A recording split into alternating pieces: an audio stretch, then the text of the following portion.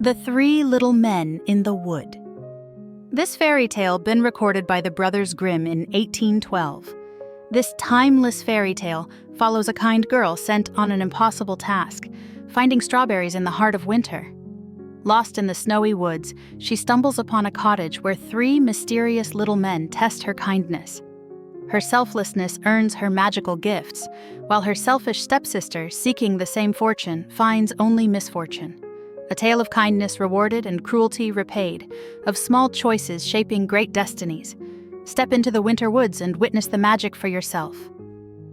Once upon a time, there lived a kind and gentle girl named Liesel. She had lost her mother when she was very young, and her father, though loving, had remarried a woman who had no warmth in her heart. This woman, Liesel's stepmother, favored her own daughter Gertrude, who was as spoiled as she was selfish. Liesel spent her days working tirelessly, scrubbing floors, cooking meals, and fetching water, while Gertrude lounged around doing nothing but complaining. No matter how hard Liesel worked, her stepmother never seemed satisfied. One bitter winter morning, as snowflakes drifted down like feathers from the sky, Liesel shivered by the small fire in the kitchen, rubbing her hands together for warmth. Suddenly, her stepmother stormed into the room. "Liesel," she barked, "go to the forest and find strawberries." Liesel blinked in disbelief. "But it's winter. There are no strawberries in the snow." The stepmother's lips curled into a cruel smile. "I don't care. You will not set foot back in this house until you bring me strawberries." Gertrude smirked from her seat by the fireplace, sipping hot milk. "Good luck with that, Liesel," she sneered. Liesel knew arguing would be useless. Wrapping herself in her thin shawl, she stepped out into the icy wind, her breath forming clouds in the air. She walked deep into the snow-covered forest, her feet crunching against the frozen ground. The trees stretched tall above her, their bare branches clawing at the sky. The cold bit at her fingers, and her cheeks burned from the wind. Just as she thought she would collapse from exhaustion, she spotted a little wooden cottage nestled between two towering pines. Smoke curled from its chimney, and warm golden light glowed through the windows. Knocking timidly, she called, "Hello, may I come in?" The door creaked open, and inside stood three tiny men with long white beards and twinkling eyes. They wore colorful pointy hats and thick coats to keep warm. "What brings you here, child?" one of them asked in a kind voice. "My stepmother sent me to find strawberries, but there are none in this cold," Liesel explained. "I am tired and freezing. May I rest here for a moment?" The three little men looked at one another, then smiled. "Come in, dear girl. Warm yourself by the fire." Gratefully, Liesel stepped inside. The cottage was small but cozy, filled with the scent of warm soup. She sat near the fire, and when they offered her food, she accepted politely, making sure not to take too much. After she had eaten, she noticed that their home was slightly messy, so she tidied up, humming softly as she worked. The three little men watched her with knowing smiles. When she was finished, they whispered among themselves before turning back to her. "Because you are kind, we shall grant you 3 gifts," the first little man said.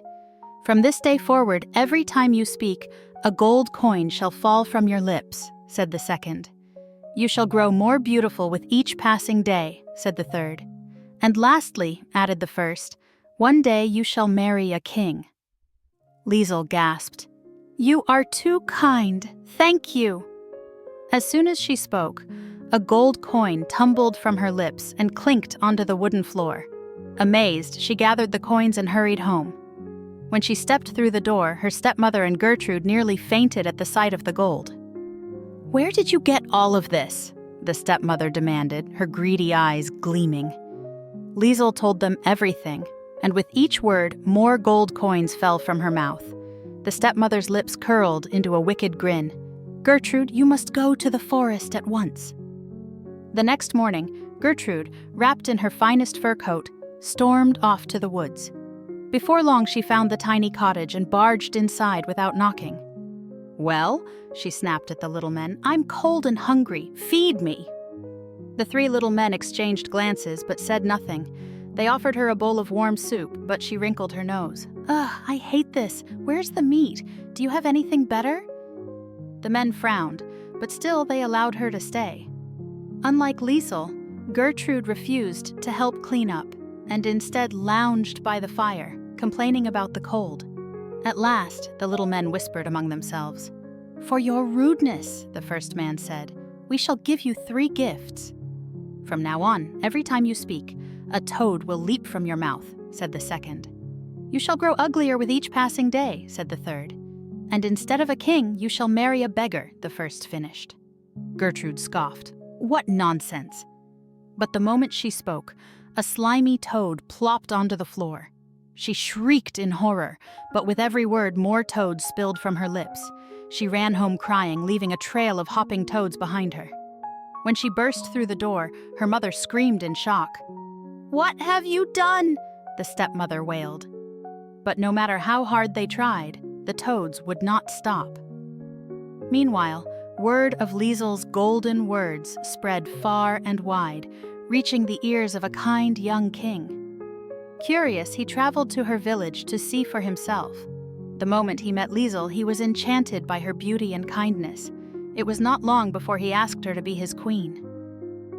On their wedding day, the stepmother and Gertrude arrived at the palace, hoping to trick the king into giving them riches.